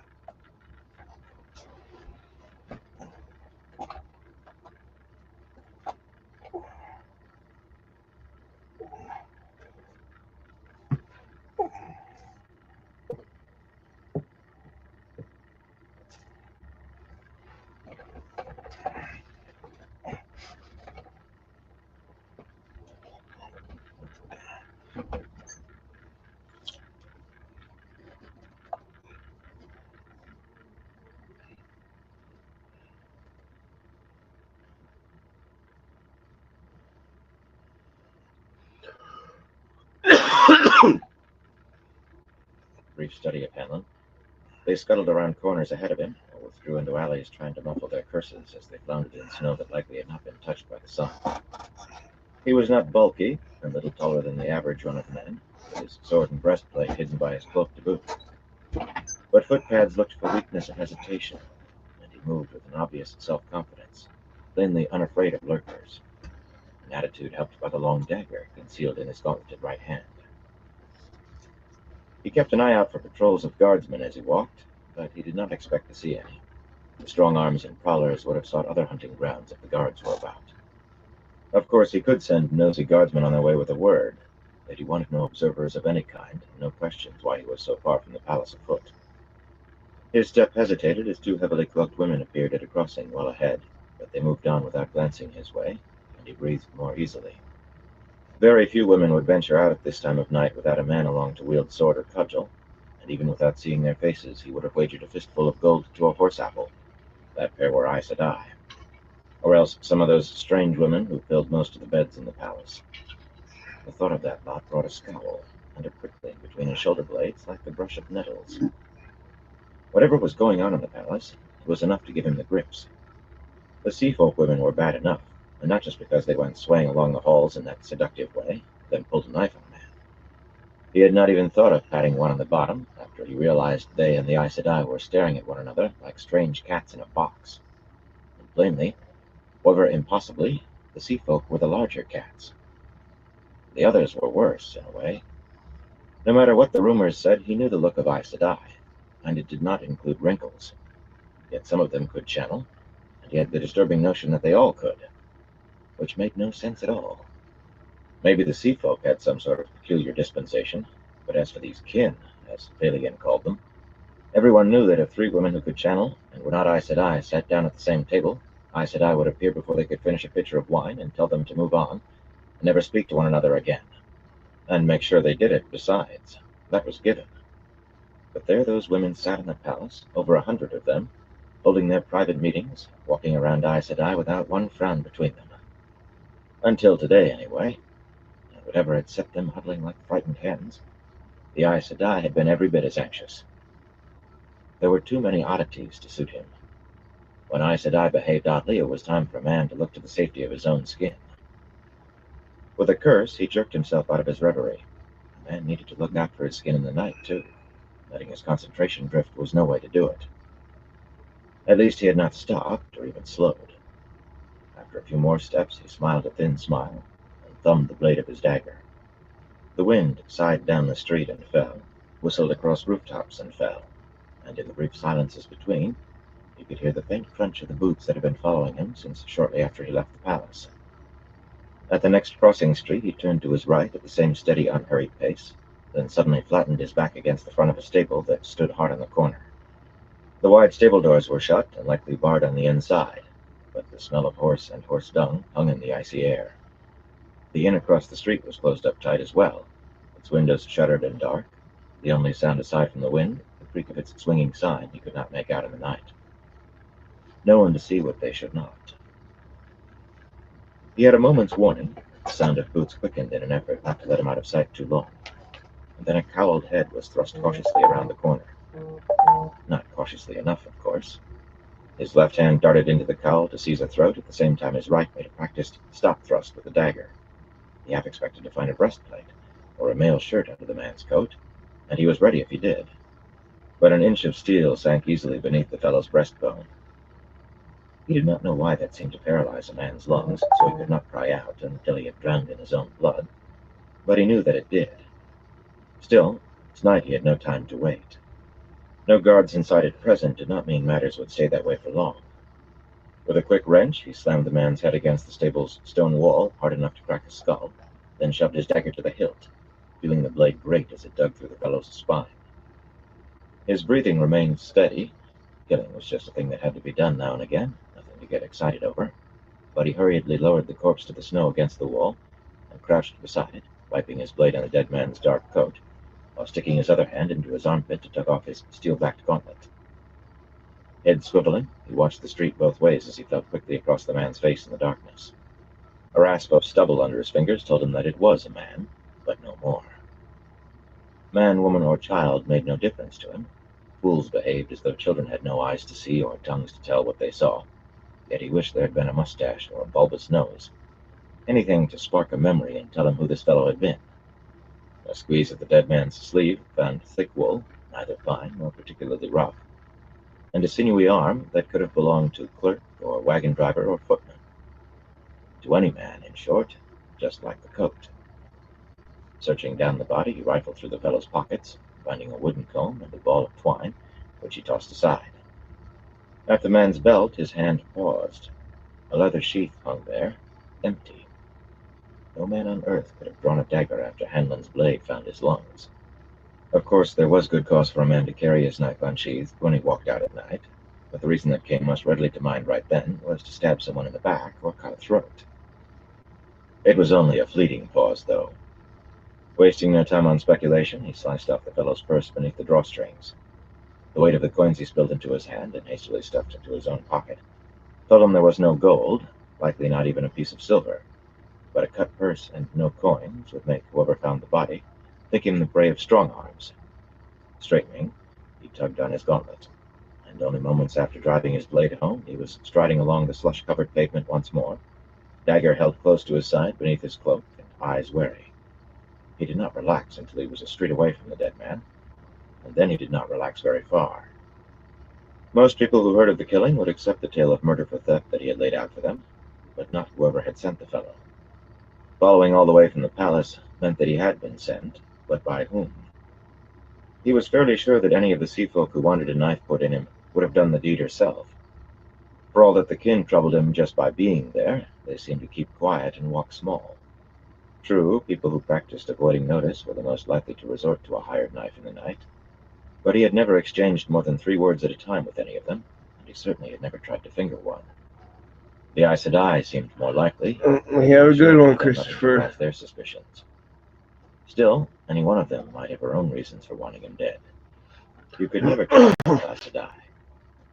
Birgitta Trahilian was a silly bint who seemed to think she really was a character out of a story, maybe even the real Birgitta, if there had ever been a real Birgitta, but she could well think he was a threat to her position.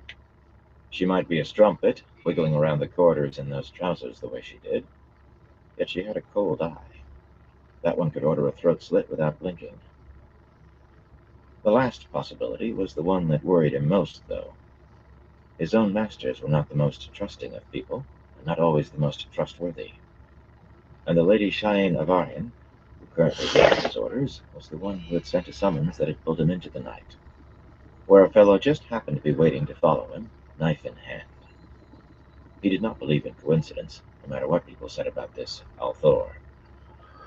Coming back to the palace, he had gold tucked away. He could bribe his way through the gates as easily as anyone else, or just order one open long enough to let him ride out.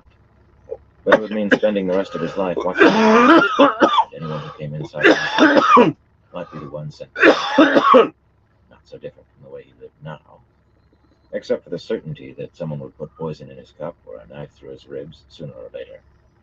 Besides, that stone-eyed troll Birgitta was the most likely culprit, or an Aes Sedai. Or maybe he had offended these kin somehow. Still, it always paid to be careful. His fingers flexed around the dagger's hilt. Life was good at the moment, with plenty of comfort, plenty of women impressed or frightened into compliance by a captain of the guards. But life on the run was always preferable to death here and now. Finding the correct street, much less the correct house, was not easy. One narrow side street looked very like another when darkness swathed both. But he took a care and eventually found himself pounding on the front doors of a tall, shadowed pile that could have belonged to a wealthy but discreet man, except he did not. Avarhin was a tiny house, extinct, some said, but one daughter of it remained, and Cheyenne possessed money. One of the doors swung open, and he flung up a hand against the sudden glare of light. His left hand, the dagger in his right, he kept concealed and ready. Squinting through his spread fingers, he recognized the woman at the door, in the plain dark dress of a maid. Not that eased his mind by a hair. "Give us a kiss, Phalian," he said as he stepped inside. Leering, he reached for her, left-handed, of course. The long-faced woman brushed his hand aside and shut the door firmly behind him. "Cheyenne is closeted with a visitor in the front sitting room upstairs," she said calmly, "and the cook is in her bedchamber. There is no one else in the house. Hang your cloak on the rack. I will let her know you are here, but you may have to wait." Hanlon let his leer vanish and his hand drop. For all of her ageless face, handsome was the best that Phalian could be called. And even that might be stretching the truth, with her cold gaze and a cold manner in the bargain. She was hardly the sort of woman he would have chosen to fondle, but it seemed she was being punished by one of the chosen, and he was supposed to be part of the punishment, which altered matters, to some extent. Tumbling a woman who had no choice had never troubled him, and Phalian certainly had none. Her maid's dress was simple truth. She did the work of 4 or 5 women by herself, maids and scullions and spit girl, sleeping when she could, and truckling whenever Cheyenne frowned. Her hands were rough and red from doing laundry and scrubbing floors, yet she was likely to survive her punishment, and the last thing he wanted was an Aes Sedai with a personal grudge against David Hanlon. Not when circumstances might well change before he had an opportunity to put a knife through her heart anyway. Reaching an accommodation with her had been easy, though. She seemed to have a practical view. When others could see, he rumpled her every time she came in reach, and when there was time, he bundled her up to her tiny maid's room under the eaves, where they messed the bedclothes, then sat on the narrow bed in the cold and exchanged information. Though at her urging, he did give her a few bruises, just in case Cheyenne chose to check. He hoped she remembered that it was at her urging. "Where are the others?" he said, swinging his cloak off and hanging it on the leopard-carved cloak rack. The sound of his boots on the floor tiles bounced from the entry hall's high ceiling. It was a fine space, with painted plaster cornices, several rich wall hangings on carved panels that were polished to a faint glow, well lit by mirrored stand lamps with enough gilding for the royal palace itself, but burn him if it was much warmer than outside. Phalion raised an eyebrow at the dagger in his hand, and he sheathed it with a tight smile. He could have it out again faster than anyone would believe, and his sword near as fast. The streets are full of thieves at night. Despite the chill, he removed his gauntlets and tucked them behind his sword belt. Anything else might make it appear he thought himself in danger. The breastplate should be enough anyway, come the worst. I do not know where Marilyn is, she said over her shoulder, already turning away and gathering her skirts for the stair-steps. She went out before sunset. Morellon is in the stables with his pipe. We can talk after I inform Cheyenne you've arrived. Watching her climb the stairs, he grunted. Morellon, a hulking fellow Hanlon did not like at his back, was banished to the stables behind the house whenever he wanted to smoke his pipe, because Cheyenne disliked the smell of the rough tobacco he used. And since he usually took a pot of ale with him, or even a pitcher, he should not be coming in any time soon. Marilyn worried him more. She was Aes Sedai too, apparently as much under Cheyenne's orders as Phalion, or himself. But he had no agreements with her. No arguments either, yet he distrusted any Aes Sedai on principle, Black Aja or not. Where had she gone? To do what? What a man did not know could kill him, and Marilyn Gimolfin spent entirely too much time off doing things he knew nothing about. He was coming to the conclusion that there were entirely too many things in Camelin he knew nothing about. Past time he learned, if he wanted to live. With Phalion gone, he went from the icy entry hall straight to the kitchen at the back of the house. The brick-walled room was empty, of course. The cook knew better than to poke her nose out of her room in the basement, once she was sent away for the night. And the black iron stove in the ovens stood cold, but a small blaze in the long stone hearth made the kitchen one of the few rooms in the house that would be warm. Compared to the rest, at least. Cheyenne was a stingy woman, except when it came to her own comforts. The fire here was only in case she happened to want mulled wine in the night, or a heated egg milk. He had been in this house above half a dozen times since coming to Camelin, and he knew which cabinets held the spices and which room off the kitchen always held a cask of wine. Always good wine. Cheyenne never stinted there, not with that she intended to drink herself anyway. By the time Phalion returned, he had the honey pot and a dish of ginger and cloves sitting on the wide kitchen table with a pitcher full of wine and a poker thrust into the fire. Cheyenne might say, "Come now," and mean now, but when she wanted a man to wait, it could be near daylight before she saw him. These calls always came from sleep, burned the woman. "Who is the visitor?" he asked. "He gave no name. Not to me," Phalion said, propping the door to the hall open with a chair. That let some of the sparse warmth leak out, but she would want to be able to hear if Cheyenne summoned her. Or maybe she wanted to make sure the other woman was not able to eavesdrop. A lean man, tall and hard, with the look of a soldier. An officer of some rank, maybe a noble by his manner, an Andoran by his accents. He seems intelligent and cautious. His clothes are quite plain, though costly, and he wears no rings or pins. Frowning at the table, she turned to one of the tall open-front cabinets beside the door to the hallway and added a second pewter cup to the one he had set out for himself. It had never occurred to him to set out two. Bad enough he had to fix his own wine. Aes Sedai or no Aes Sedai, she was the maid. But she took a chair at the table and pushed the dish of spices away from her, for all the world as though she expected him to serve. Cheyenne had two visitors yesterday, however, more careless than this fellow, she went on. One, in the morning, had the golden boars of Sarand on the cuff of his gauntlets. He probably thought no one would notice small work, if he thought at all. A plump, yellow-haired man in his middle years, who looked down his nose at everything, complimented the wine as though surprised to find a decent vintage in the house, and wanted Cheyenne to have me beaten for showing insufficient respect. She said even that in a cold, measured voice.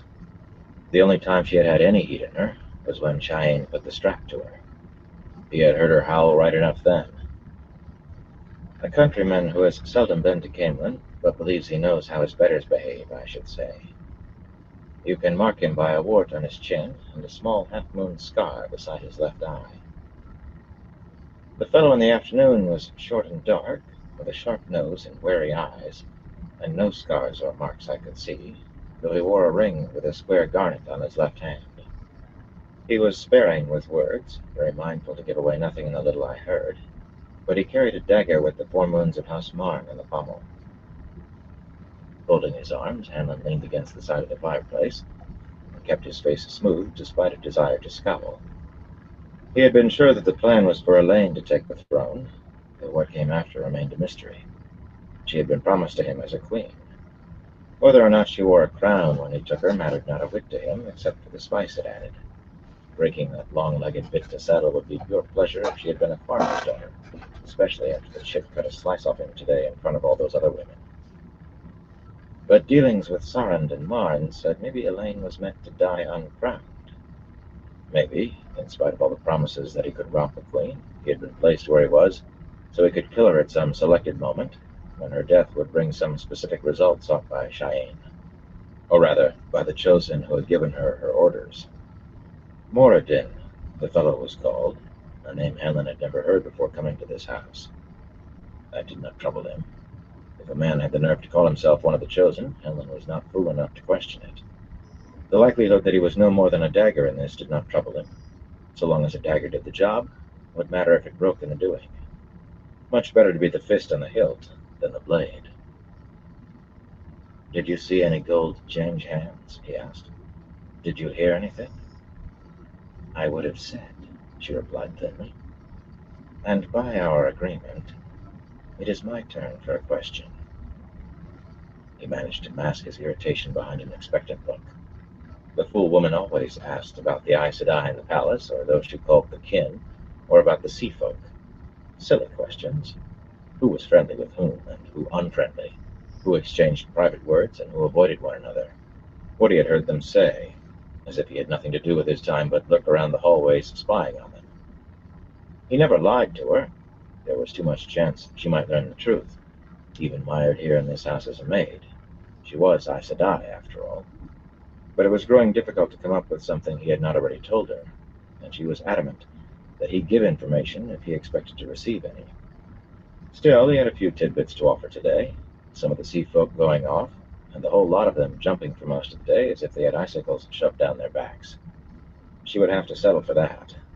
What he needed to know was important, not bloody gossip. Before she could get her question out, though, the door to the outside opened. Morellon was large enough that he almost filled the doorway, yet icy cold still swirled in, a gust that made the small fire dance and sent sparks flying up the chimney until the big man pushed the door shut. He gave no sign that he felt the chill, but then his brown coat looked thick as 2 cloaks. Besides, the man was not only the size of an ox, he had the wits of one. Setting a tall wooden mug down on the table with a thump, he tucked his thumbs behind his wide belt and eyed Hanlon resentfully.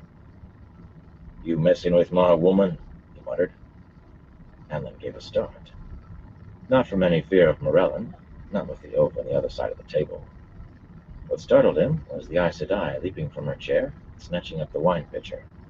Dumping in the ginger and cloves, she added a scoop of honey and swirled the pitcher around as if that was going to mix everything, then used a fold of her skirt to pull the poker from the fire and shove it into the wine without checking to see whether it was hot enough yet. She never looked in Morellon's direction at all. "Your woman?" Hanlon said carefully. That earned a smirk from the other man. "Near enough. The lady figured I might as well use what you aren't. Anyway, Valley and me keep each other warm nights." Morellon started around the table, still grinning, but at the woman now. A shout echoed in the hallway, and he stopped with a sigh, his grin fading. "Billian!" Cheyenne's distant voice called sharply. "Bring Helen up now and be quick about it." Billian set the pitcher on the table hard enough to slop wine over the rim, and was heading for the door before Cheyenne finished. When the other woman spoke, Billian jumped. Hanlon jumped too, if for a different reason. Catching up to her, he seized her arm as she took the first step on the stairs. A quick glance back showed the kitchen door closed. Maybe Morellon did feel the cold. He kept his voice low anyway. What was that all about? "It's none of your business," she said curtly. "Can you get me something that will make him sleep? Something I can put in his ale or wine? He will drink anything, however it tastes." If Cheyenne thinks I'm disobeying orders, it bloody well is my business. And you ought to see it that way, too, if you have two bloody thoughts to rub together. She tilted her head, staring down that long nose at him, cold as a fish. This has nothing to do with you. As far as Cheyenne is concerned, I will still belong to you when you are here. You see, certain matters changed.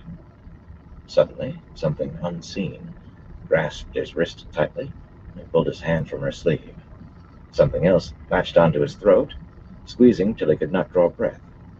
Futilely, he scrabbled left-handed for his dagger. Her tone remained cool. I thought certain other matters should change accordingly, but Cheyenne does not see things logically. She says that when the great Master Moradin wishes my punishment lessened, he will say so. Moradin gave me to her. Morellin is her way of making sure I understand that. Her way of making sure I know that I am her dog, until she says otherwise. Abruptly, she drew a deep breath, and the pressure vanished from his wrist and throat. I'll be right back, everyone. You can get what I asked for, she said, as calm as if she had not just tried to kill him with a bloody power. Just the thought that had been touching him made his skin crawl. I can, he began hoarsely, and stopped to swallow, rubbing at his throat. It felt as though it had been cinched in a hangman's noose. I can get you something that will put him in a sleep he'll never wake from. As soon as it was safe, he was going to gutter like a goose. She snorted derisively. I would be the first Cheyenne suspected, and I might as well cut my own wrists as object to anything she decided to do. It will be enough if he sleeps the nights through. Leave the thinking to me, and we will both be the better for it. Resting a hand on the carved newel post, she glanced up the stairs. Come. When she says now, she means now. A pity he could not hang her up like a goose to wait for the knife. Following her, his boots thumped on the treads, sending a clatter through the entry hall, and it struck him that he had not heard the visitor leave. Unless the house had some secret way out he did not know, there was only the front door, the one in the kitchen, and a second at the back that could only be reached by passing the kitchen. So it seemed he was to meet this soldier. Maybe it was supposed to come as a surprise. Surreptitiously, he eased his dagger in its sheath. As expected, the front sitting room had a fine blaze burning away in the wide fireplace of blue-veined marble. It was a room worth the looting, with seafolk porcelain vases on the gilt-edged side tables, and tapestries and carpets that would fetch a pretty price. Except that one of the carpets was likely worthless now. A low blanket-covered mound lay near the middle of the room, and if the fellow that made it had not stained the carpet with his blood, Emlyn would eat the boots sticking out from one end. Cheyenne herself was sitting in a carved armchair, a pretty woman, in gold-embroidered blue silk, with an ornate belt of woven gold, and a heavy gold necklace around her slim neck. Glossy brown hair hung below her shoulders, even caught in a net of intricate lace. She looked delicate at first glance, but there was something vulpine about her face, and her smile never touched those big brown eyes. She was using a lace-edged handkerchief to clean a small dagger capped with a fire drop on the pommel. Go tell Morellin that I will have a bundle for him to dispose of later, Phalion, she said calmly. Phalion's face remained smooth as polished marble, but she made a curtsy that lacked little of cringing before she scuttled out of the room at a run. Watching the woman and her dagger from the corner of his eye, Emlyn moved to the covered mound and bent to lift a corner of the blanket. Glazed blue eyes stared out of a face that might have been hard alive.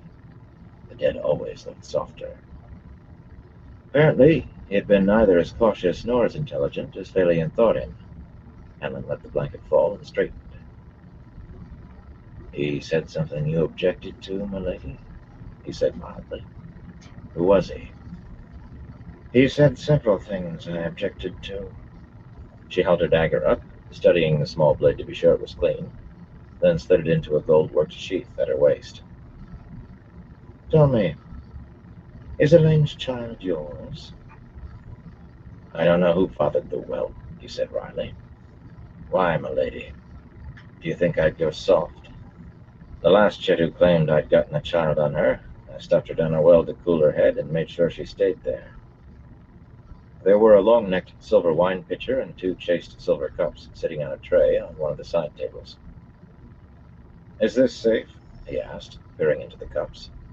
Both had wine in the bottom, but a little addition to one would have turned the dead man into easy prey. "Cottrell Mosnin, an ironmonger's daughter from Mayron," the woman said, just as smoothly as if it were common knowledge, and he very nearly flinched in surprise. "You split her head open with a rock before you pitched her down, no doubt to spare her drowning." How did she know the wench's name, much less about the rock? He had not remembered her name himself. "No, I doubt you would go soft, but I would hate to think you were kissing the Lady Elaine without letting me know. I would purely hate that." Suddenly she frowned at the blood-stained handkerchief in her hand, and rose gracefully to glide to the fireplace and toss it into the flames. She stood there warming herself, never even glancing in his direction. "Can you arrange for some of the Shongshan women to escape? Best if it can be both those called Suldam and the ones called Damani." She stumbled a little over the strange words. "But if you can't do both, then a few of the Suldam should do. They will free some of the others." "Maybe." Blood and bloody ashes. She was dancing from one thing to another worse than failure tonight. "It won't be easy, milady. They're all guarded close." "I didn't ask whether it would be easy," she said, staring into the flames. "Can you shift guards away from the food warehouses? It would please me if some of those actually burned. I am tired of attempts that always fail." "That I cannot do," he muttered. "Not unless you expect me to go into hiding right after. They keep a record of orders that would make a Carrienan wince. And it wouldn't do any good anyway, now with those bloody gateways bringing in more wagons every bloody day." In truth, he was not sorry for that. Queasy over the means used, certainly, but not sorry. He expected the palace would be the last place in Camelin to go hungry in any case, but he had lived out sieges on both sides of the lines, and he had no intention of ever boiling his boots for soup again. Cheyenne wanted fires, though. "Another answer I did not ask for." She shook her head, still looking into the fireplace, not at him. "But perhaps something can be done there. How close are you to actually enjoying Elaine's affections?" she finished grimly. "Closer than the day I arrived in the palace," he growled, lowering at her back. He tried never to offend those the Chosen had set above him, but the chick was trying him. He could snap that slender neck like a twig. To keep his hands from her throat, he filled one of the cups and held it with no intention of drinking. In his left hand, of course. Just because there was one dead man in the room already did not mean she had no plans to make it 2 corpses. "But I have to go slow. It isn't as if I can back her into a corner and tickle her out of her shift." "I suppose not," Cheyenne said in a muffled voice. "She's hardly the sort of woman you are used to." Was she laughing? Was she amused at him? It was all he could do not to throw down the wine cup and strangle the fox-faced bit. Suddenly she turned around, and he blinked as she casually slipped her dagger back into its sheath. He had never seen her draw the bloody thing. He took a swallow of wine without thinking, and almost choked when he realized what he had done. "How would you like to see Camelin looted?" she asked. "Well enough, if I have a good company at my back and a clear path to the gates." The wine had to be safe. 2 cups meant she had drunk too, and if he had picked up the dead man's, there could not be enough poison left in it to sicken a mouse. "Is that what you want?" "I follow orders as well as the next man." He did when he seemed likely to survive them, or when they came from the Chosen. As well die for a fool as disobey the Chosen. But sometimes it helps to know more than go there and do that. If you told me what you're after here in Camelin, I might be able to help you reach it faster." "Of course." She smiled a toothy smile, while her eyes stayed as flat as brown stones. "But first, tell me why there is fresh blood on your gauntlet." He smiled back. "A footpad who got unlucky, milady. Maybe she had sent the man, and maybe not. but he added her throat to the list of those he intended to slit. And he might as well add Marilyn Grimalfin, too. After all, a lone survivor was the only one who could tell the tale of what had happened. Chapter 16. The subject of negotiations.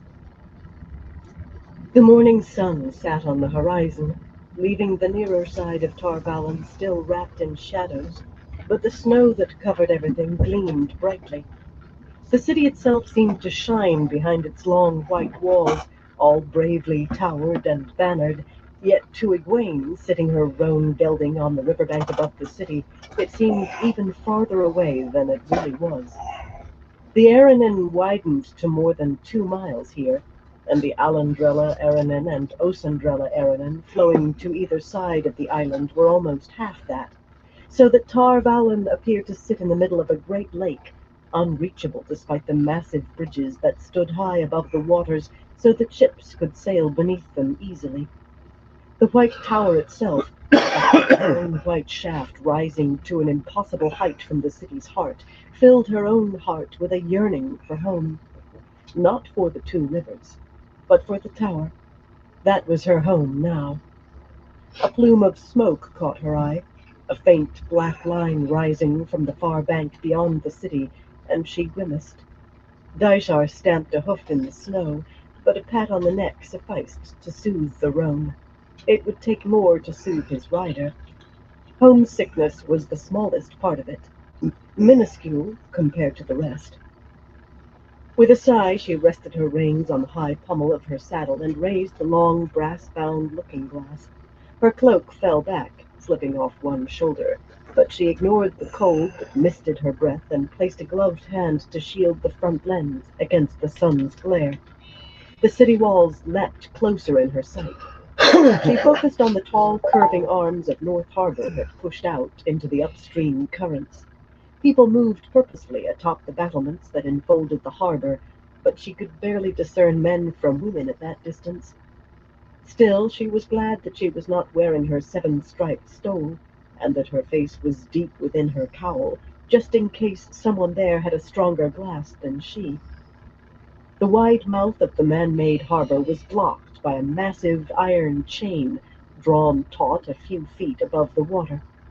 Tiny dots on the water, diving birds fishing in front of the harbor, gave the chain scale.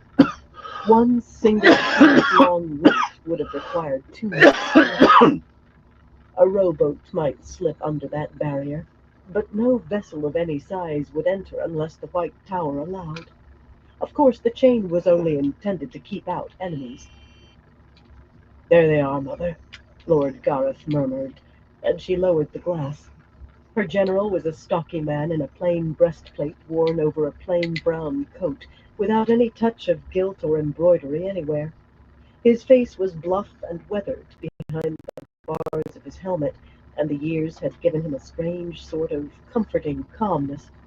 All you need do was look at Gareth Bryn to know that if the pit of doom opened in front of him, he would smother his fear and go about doing what needed doing. And others would follow him. He had proved on this after battlefield that following him was a victory. A good man to have following her. Her eyes followed his gauntleted hand pointing upriver. Just coming in sight around a point of land, 5, 6, no, 7 river ships were slicing furrows down the Aranen. Large vessels and such things were seen on the river, one with 3 masts, their triangular sails straight, and their long sweeps cut hard through the blue-green water to add a little more speed. Everything about the craft spoke of a burning desire for speed, a desire to reach Tar Valon now. The river was deep enough here that ships could run within shouting distance of the banks in places, but these sailed in almost single file as close to the middle of the Aranen as the steersmen could manage and hold the wind. Sailors clinging to the mastheads kept watch along the shoreline, and not for mudbanks. In fact, they had nothing at all to fear so long as they kept out of bowshot. True, from where she sat her horse, she could have set fire to every one of those ships, or simply cut holes through their hulls and let them sink, the work of moments. Yet doing so surely meant some of those aboard would drown. The currents were strong, the water like ice, and the swim to shore long for those who actually could swim. Even one death would make what she did, using the power as a weapon. She was trying to live as though already bound by the three oaths, and the oaths protected those vessels from her or any other sister. A sister who had sworn on the oath rod would not be able to make herself set those weaves, perhaps not even to form them, unless she could convince herself she was in immediate danger from the ships. But neither captains nor crews believed that, apparently. As the river ships came closer, shouts thinned to threadbare by distance drifted across the water. The lookouts up on the masts pointed to Gareth, and it quickly became apparent they took her for an Aes Sedai with her warder. Or at least the captains were unwilling to take the chance she was not. After a moment the beat of the sweeps increased, only by a fraction, but the oarsmen labored to find that fraction. A woman on the quarterdeck of the lead vessel, likely the captain, waved her arms as if demanding still more effort, and a handful of men began running up and down the deck, tightening this line or loosening that to change the angle of the sails, though Egwene could not see that they achieved anything. There were men on those decks other than sailors, and most of those crowded to the railings, a handful raising looking-glasses of their own. Some seemed to be measuring the distance left to cover before they reached the safety of the harbor. She thought about weaving a flare, a starburst of light, perhaps with a loud bang, just above each of the vessels. That would certainly let anyone aboard with brains realize that neither speed nor distance kept them safe here, only a forbearance born of the three oaths. They should know that they were safe because of Aes Sedai. Exhaling heavily, she shook her head and mentally upbraided herself. That simple weave would also attract attention in the city, certainly more than the appearance of a single sister. Sisters often came to the riverbank to stare at Tar Valon and the tower, even if the only reaction to her flares was some sort of counter-display. Once begun, that sort of contest could be very difficult to put a stop to. Once begun, matters might well escalate out of hand. There were too many opportunities for that, as it was, the more so these last 5 days. The harbor master hasn't let above 8 or 9 ships in at one time since we arrived, Gareth said as the first vessel drew abreast of them. But the captain seemed to have worked out the timing. Another clutch will appear soon and reach the city about the time the tower guards are sure these fellows actually came to enlist. Jimar Chubane knows enough to guard against me sneaking men in aboard ships. He has more of the guards crowded into the harbors than anywhere except at the bridge towers, and not many anywhere else, so far as I can learn. That will change, though. The flow of ships starts at first light and keeps up till near nightfall, here and at South Harbor, too. This lot doesn't seem to be carrying as many soldiers as most do. Every plan is brilliant until the day comes, Mother, but then you must adapt to circumstances or be ridden down. Egwene made a vexed sound. There must be 200 or more passengers altogether on those 7 ships. A few might be merchants or traders, or some other sort of innocent traveler, but the low sun glittered off helmets and breastplates and steel discs sewn to leather jerkins. How many shiploads arrived each day? Whatever the number, a steady flow was pouring into the city to enlist under High Captain Chubane. Why do men always rush so hard to kill or be killed? She muttered irritably. Lord Gareth looked at her calmly. He sat his horse, a big bay gelding with a white stripe down his nose, like a statue. Sometimes she thought she knew one small part of how Swan felt about the man. Sometimes she thought it would be worth whatever effort was needed to startle him just to see him startled. Unfortunately, she knew the answer to her own question as well as he did, at least as it applied to men going soldiering. Oh, there were men enough who rushed to support a cause or defend what they thought was right, and some who sought adventure, whatever they believed that was. Yet the simple fact was that for carrying a pike or spear, a man could earn twice each day what he would get for walking behind another man's plow. and half again as much if he could ride well enough to join the cavalry.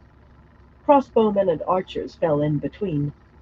The man who worked for another could dream of having his own farm or shop one day, or beginning toward one that his sons could build on. But he surely had heard 1,000 tales of men soldiering for 5 years or 10, and coming home with enough gold to set themselves up in comfort. Tales of ordinary men who rose to become generals or lords. For a poor man, Gareth had said bluntly, staring down the point of a pike could be a better view than the hind end of somebody else's plough horse, even if he was far more likely to die from the pike than earn fame or fortune. A bitter way to look at it, yet she imagined that was how most of those men on the ships saw matters too. But then, that was how she had gotten her own army. For every man who wanted to see the usurper pulled from the Amerlin seat, for every man who even knew for certain who Elida was, 10, if not 100, had joined. Some of the men on the ship were raising their hands to show the guards on the harbor walls they were not holding weapons. No, she said, and Lord Gareth sighed. His voice remained calm, but his words were hardly comforting when he spoke. Mother, so long as the harbors remain open, Tar Valon will eat better than we do, and rather than growing weaker with hunger, the Tower Guard will grow larger and stronger. I very much doubt that Elida will let Chubane rush out to attack us, as much as I wish he would. Every day you wait only adds to the butcher's bill we'll have to pay sooner or later. I've said from the start it will come to an assault in the end, and that hasn't changed, but everything else has. Have the sisters put me and my men inside the walls now, and I can take Tar Valon. It won't be clean, it never is, but I can take the city for you, and fewer will die than if you delay. A knot formed in her belly, twisted tight till she could hardly breathe. Carefully, step by step, she performed novice exercises to make it loosen. The bank contained the river, guiding without controlling. Calm settled on her, in her. Too many people had begun seeing the uses of gateway.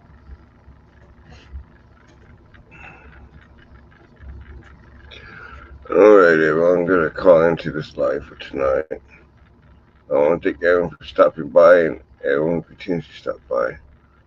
I appreciate all y'all's support. Till next time, y'all stay safe.